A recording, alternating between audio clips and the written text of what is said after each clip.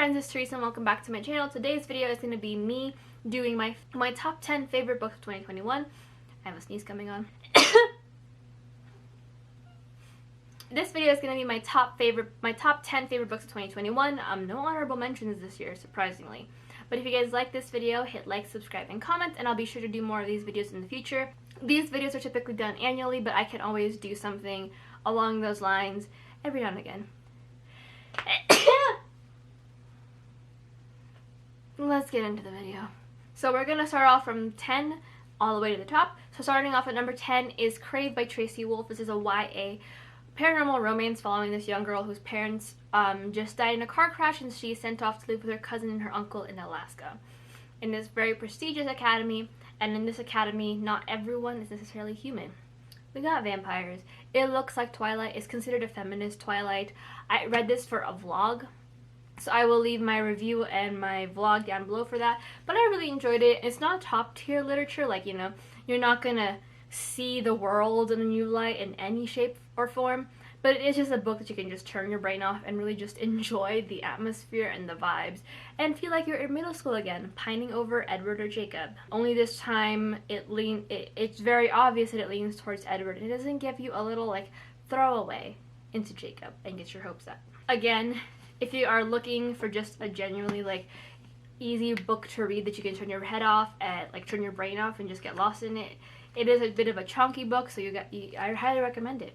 Sitting on number 9 on this list is Uncomfortable Conversations with Black Man by Emmanuel Acho. This is a non-fiction novel, basically setting off a good way to start off your anti-racist journey. This is basically Emmanuel Acho, who is an NFL player and now I guess a talk show host. And he basically just discusses these hard-to-hit topics in a very not lighthearted way, but a very calling to action kind of way rather than blaming. I really enjoyed this book. I read this as an audiobook and he's the one who narrates, so I highly recommend it. But again, he is very much the kind of person who asks people to join in on a conversation rather than shutting them down, which I really enjoyed, especially if you are beginning your anti-racist journey and you're just not sure. I highly recommend this one. It's a very beginner-friendly story, and we get to see some historical context as well as his personal accounts and just in general asking you how you can be a better ally to Black people in the world, specifically in America during these times. I'm probably going to be buying the physical copy sometime soon, and I believe he has a YouTube series out as well that you can watch that continuously kind of tackles race and identity and race in America specifically. Sitting at number 8 is a book that I actually finished a few months ago and actually tore my freaking heart out, and that is Kingdom of Ash by Sarah J Maas. This is the last book to the Throne of Glass series that follows Selena Sardothian as she is released from the camps of Endovier to join the King's Champion battle, and this is the final conclusion to it. She is a chunky little motherfucker. I don't remember how long it took me to read this book. I finished the book one night and I have never known peace since.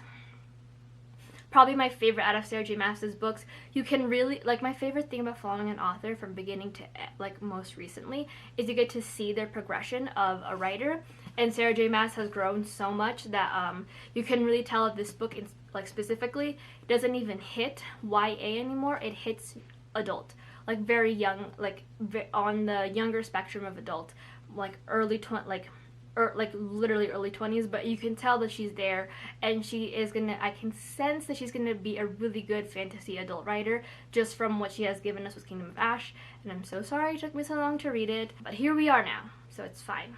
Sitting at number 7 is Grown by Tiffany D. Jackson. This is a YA contemporary novel following a young enchanted who wants to become an artist. That's all she wants to do, and after auditioning to perform at like an American Idol, I guess is the best way to do it, she runs into Corey Fields, who sees her talent and wants to mentor her, not really realizing that he has some pretty sinister ideas of his own as to what to do with her. There are content warnings for this book. They should be all listed in my Storygraph reviews or my Goodreads reviews, depending on which one I send out on this list here, but they should all be listed there. This one has content warnings on the front of the book, so you guys have sexual abuse, rape, assault, child abuse, kidnapping, and addiction to opioids. This was such a haunting read. I was at the edge of my seat. I wanted to know more about what was going to happen to Tiffany. to Enchanted. I wanted to know how the story was going to end for her. My biggest problem with this story specifically is that it does rush the ending a little bit, but I do have a full-length review for y'all that you can check out down below if you guys are interested in learning more about my thoughts. But it's one of my favorites of the year, and Tiffany D. Jackson is going to be a new auto-buy author for me. I just need to get into more of her works, so I'll be picking up Monday's Not Coming in the near future, as well as White Smoke. So highly recommend this book. One of my favorites. I cannot stop thinking about it, and it has so much commentary on just how we want to justify celebrities' actions because we love them and we have this we put them up on a pedestal and idealize them so much, as well as how far we're willing to go to really not believe a black girl when she's calling out for help.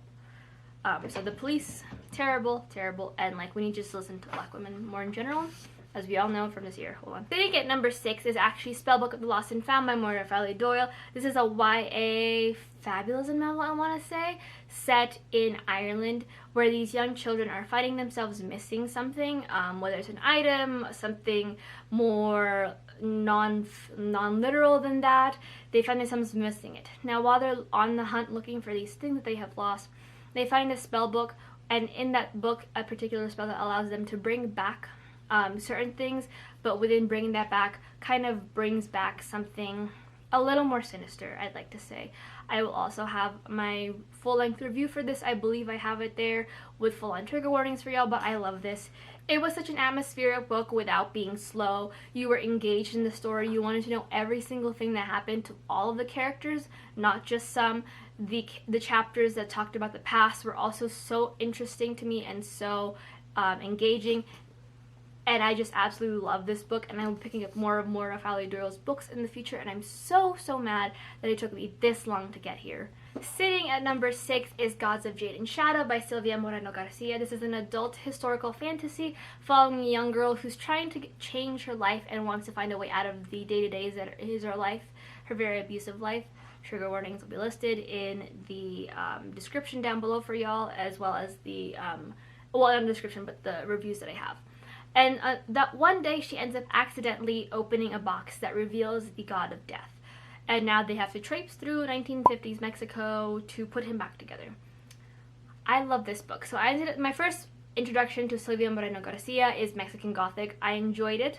I was very intrigued by it, but there were still some things that were a little missing from that book. This one did absolutely wonders with building a relationship between the characters, giving us the atmosphere of not only the time, which is again 1950s Mexico, no, 1920s Mexico, sorry. 1920s Mexico, but then also setting up the different realms in this world, setting up the different personalities between the characters, and it's just such a good book. I found myself screaming and crying when I read it. So I highly recommend this book if you haven't yet. Like I said, this does cover some pretty dark topics, so I will just leave them listed in my Storygraph review or my Goodreads review.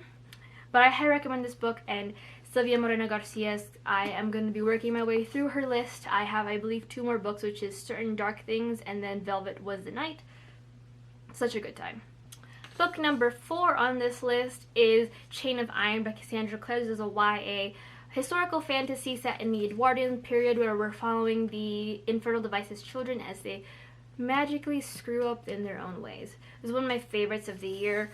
All the issues that I felt like that Chain of Gold had when I did my reread was very much put together, fixed up in this one.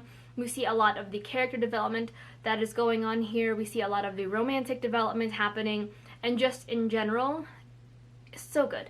You can really tell when Cassandra Clare is just in her zone and really just loving what she's writing. It's just genuinely so good, and I cannot wait for Chain of Thorns in apparently November, because apparently we're going to be starting out our holiday season in emotional turmoil. But I highly recommend the Shadowhunter books if you guys haven't picked them up already. If you guys are hesitant, I suggest starting out with the Infernal Devices and then reading Chain of Gold, which is the second set, before you guys do anything else. You guys don't have to do them chronologically, but if you aren't a big fan of the Moral Instruments, I think her historical fantasy will be more up your alley, because I feel like that's what everyone tends to typically lean toward. Book number 3 is Wolfsong by TJ Klune. This is a YA paranormal romance following a young boy who ends up running into werewolves. As the best way I could say it, it is gay. We have found family. It's great. It's literally, I was so hesitant on this book, I'm not gonna lie. I remember texting TB, I was like, what the fuck's going on? Why is it so slow? It's just vibes. That was a lie. It's literally just vibes for the first like 30% of the book, and then everything after is just heartache and turmoil for the rest of your life. It's such a good and engaging book. We get to see friends to lovers kind of trope. We get to see a lot of just every trope you could possibly want in a gay paranormal romance, squished in and written so masterfully. I highly recommend it. I really recommend it. It's just so good. I'm afraid to keep reading on in the series, but I apparently don't have a choice because I signed up to do more buddy reviews with TV about it. So, book 2 in this series is The Bone Witch by Rin Chupeco. This is a YA high fantasy following young Thea, who finds out she is a bone witch, which ostracizes her from her community. And in that process, she starts to train with the other bone witches and like starts to love who she is, only to find out that she's smack dab in the middle of a war between two kingdoms. I was floored reading this book. Absolutely floored reading this book.